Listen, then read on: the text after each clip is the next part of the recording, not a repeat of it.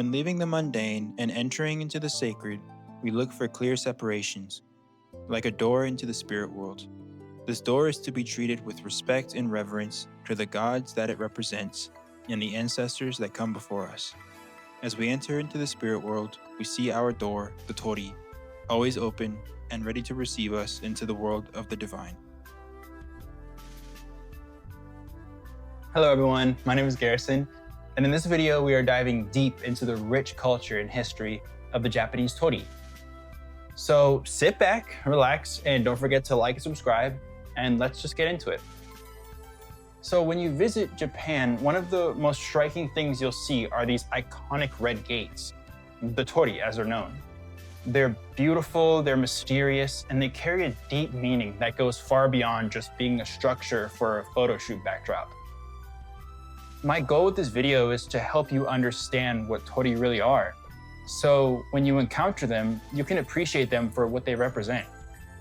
And avoid doing what some tourists unfortunately do, like climbing on them, riding on them, or using them for clout on social media.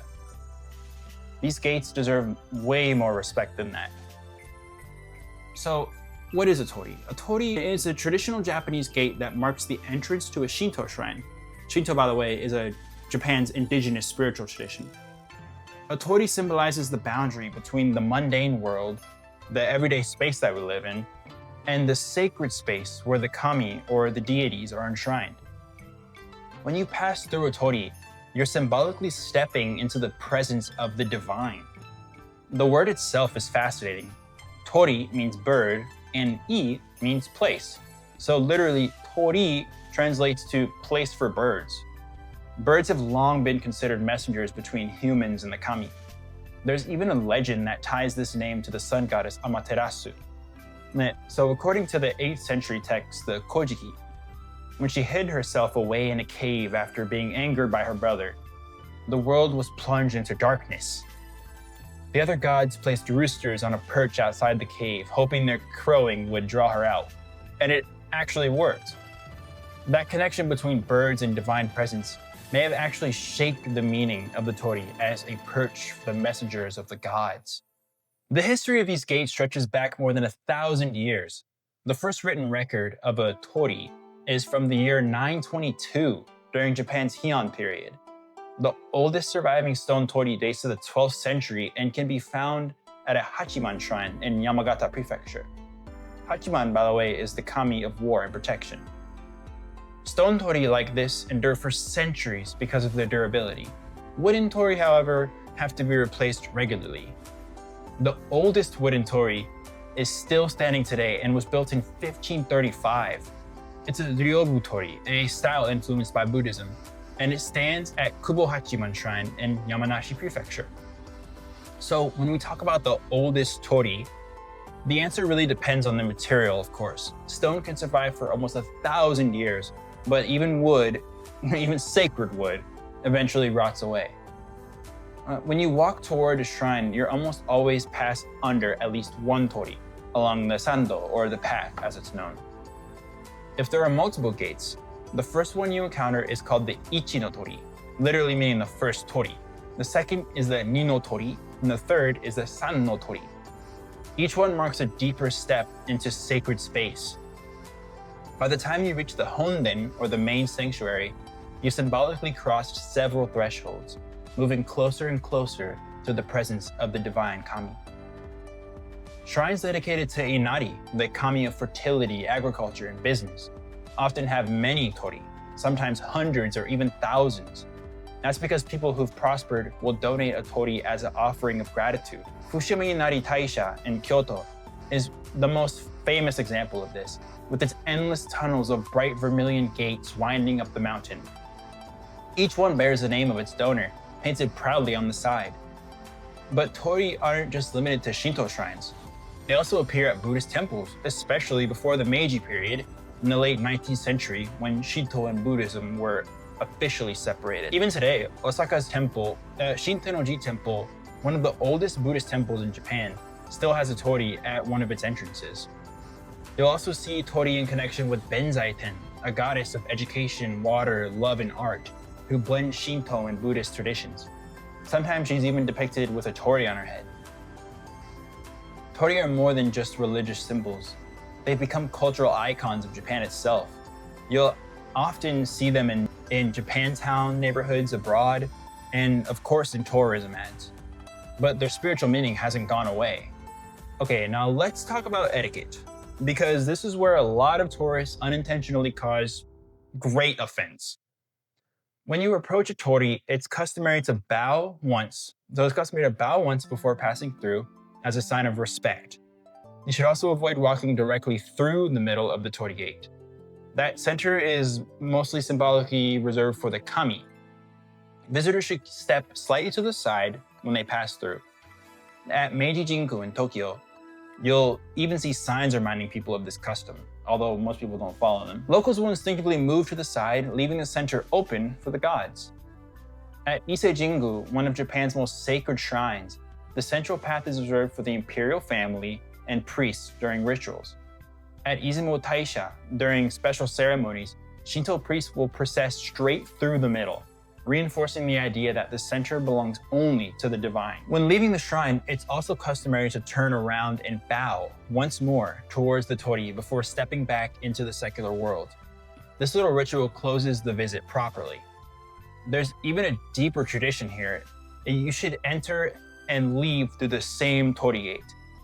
Symbolically, this ensures that you return safely from the sacred realm to the everyday one.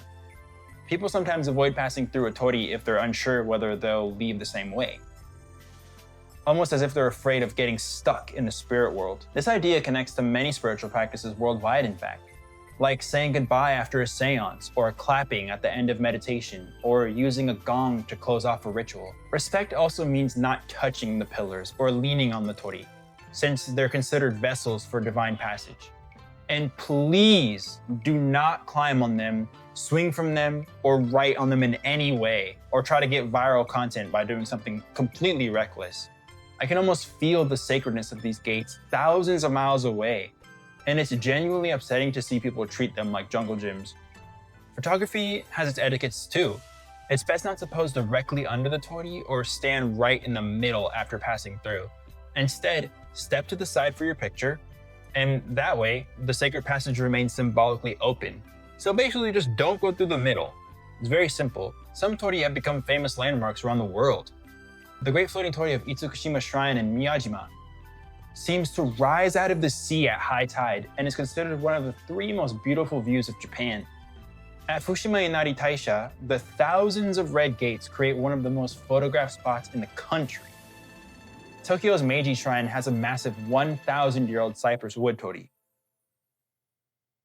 Hakone Shrine on Lake Aichi has a striking torii with Mount Fuji behind it as a background. Even Kyoto's Heian Shrine boasts a gigantic 25-meter-high torii that towers over the streets.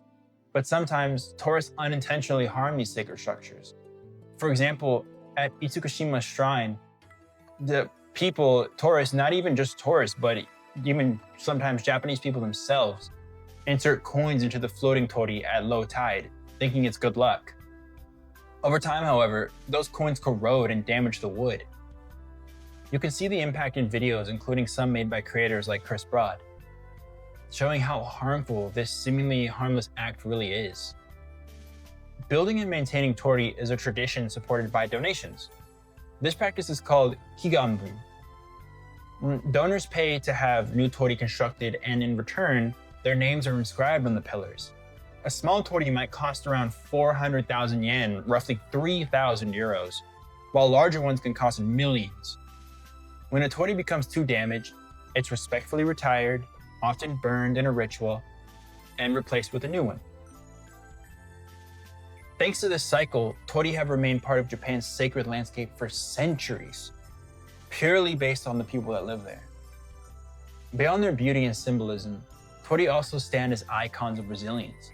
In Nagasaki, after the atomic bombing in 1945, one torii near the blast zone was destroyed, but remarkably, one of its pillars survived, standing tall amid the devastation. It's still there today as a silent monument to endurance. In 2001, when Japan was struck by the major earthquakes and tsunamis, images circulated of torii that remained standing even after entire neighborhoods were washed away and wiped out. These gates have come to represent strength as much as spirituality. Whether it's the endless tunnels of Fushima Inari, the floating torii of Miyajima, or the quiet wooden gates of a rural shrine, each torii carries centuries of meaning. They are not just photo opportunities. They are thresholds to the sacred, reminders of respect and symbols of resilience that connect past, present, and future. So next time you pass through one, remember, bow, step to the side, and treat the moment with reverence. Because you're not just crossing into a shrine, you're stepping into a sacred space where the human and the divine meet. Thank you all so much for watching my video. I hope that you learned just a little bit more about Torii gates today, and I had so much fun making this video. So I will see you on the next one. All right, jamata.